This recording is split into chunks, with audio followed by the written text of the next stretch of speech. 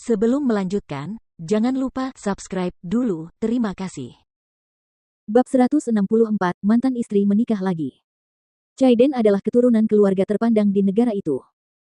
Pada dasarnya, ia akan bisa mendapatkan semua selebriti wanita di industri hiburan kecuali mereka yang punya pendukung kuat dan mereka yang teguh memegang prinsip mereka.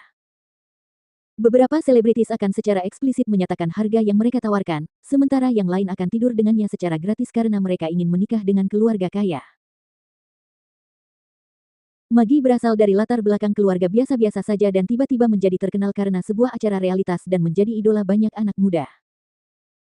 Setelah menjadi terkenal, dia menarik perhatian orang-orang kaya seperti Chaiden. Dia berhubungan dengannya setelah diperkenalkan kepadanya.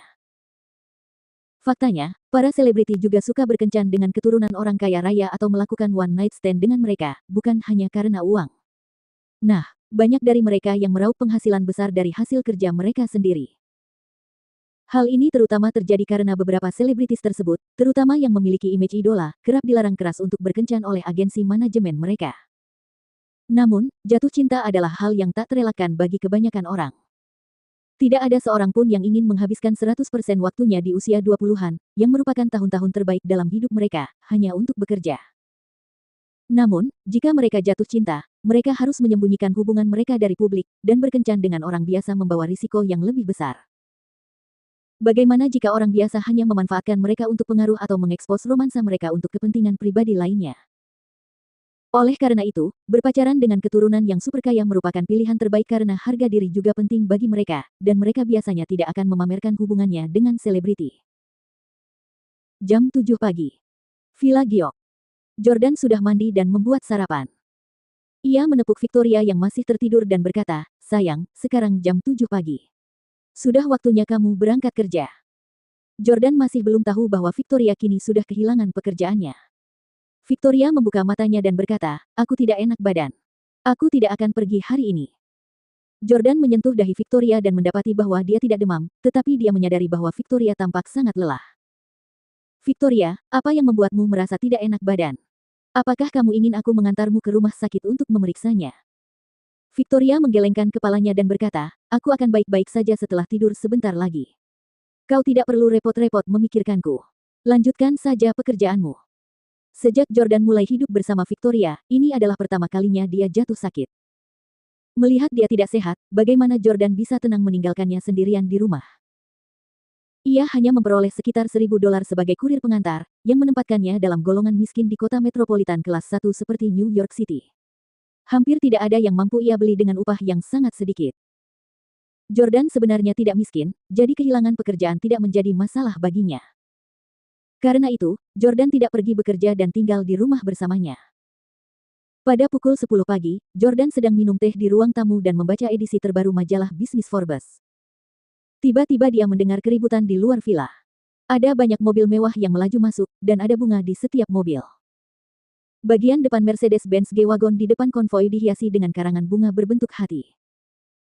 Jordan tahu bahwa hari ini adalah hari pernikahan Hailey dan Chaiden baru saja menjemput Hailey. Jordan tidak dapat menahan diri untuk tidak mendesah. Sungguh tidak terpikir oleh Jordan bahwa mantan istrinya akan menikah lagi di tempat yang begitu dekat dengannya. Awalnya dia mengira dia tidak akan melihat semua ini. Walau dia ingin menutup mata, dia tidak dapat menahan diri untuk terus melihat keluar jendela. Dari tempatnya berdiri, orang bisa melihat situasi di depan villa Hailey. Mercedes-Benz berhenti, dan Chaiden pertama-tama keluar dari mobil dari kursi belakang sebelum menggendong Hailey keluar. Wow, gelombang.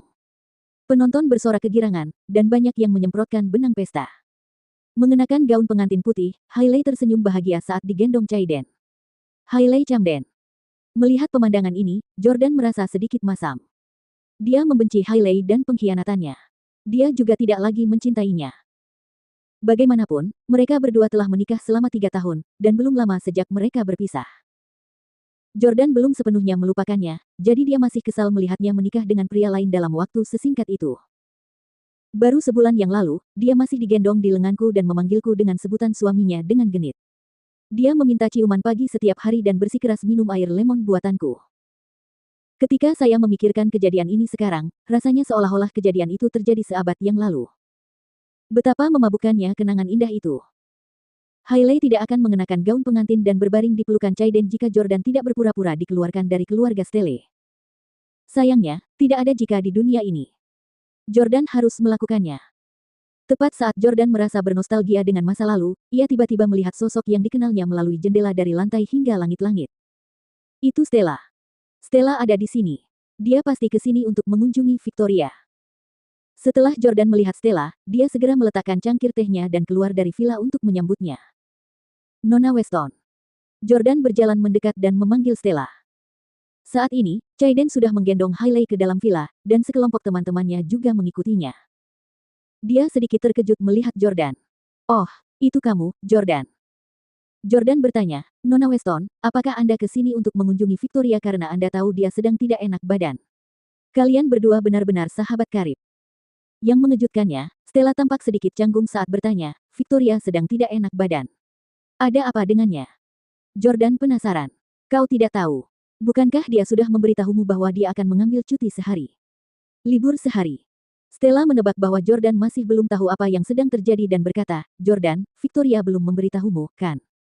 Dia sudah tidak bekerja di Stella Cosmetics lagi. Apa? Kenapa? Jordan bingung. Jelas terlalu malu untuk memberitahunya alasannya, Stella menunjuk ke depan dan berkata, baiklah, mari kita bicarakan ini lain kali. Aku masih ada yang harus kulakukan. Dia memasuki villa Chaiden. Kapan Stella mengenal Chaiden? Jordan sangat penasaran.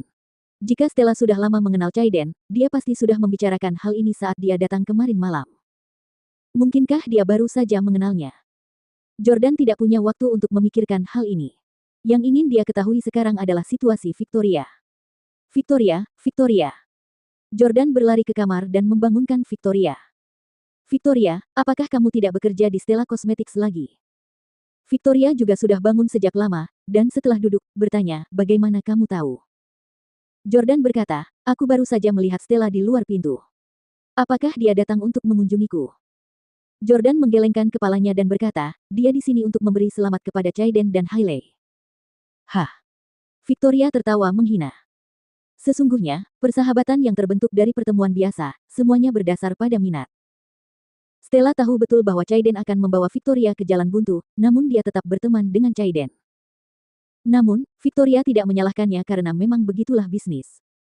Jordan meletakkan tangannya di bahu Victoria yang lembut dan bertanya, Victoria, ceritakan padaku apa yang sebenarnya terjadi kemarin.